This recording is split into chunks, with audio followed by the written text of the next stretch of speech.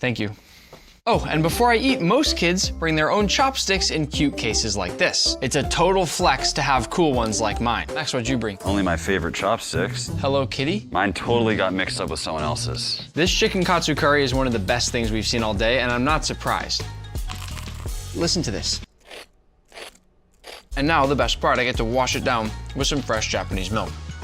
This might be the creamiest milk I've ever had. I'm putting Japanese school lunch right up in A tier. Next is South Korea, where we'll have pork bulgogi with doenjang jjigae soup, rice, seaweed sheets, kimchi, bean sprouts, and strawberry milk.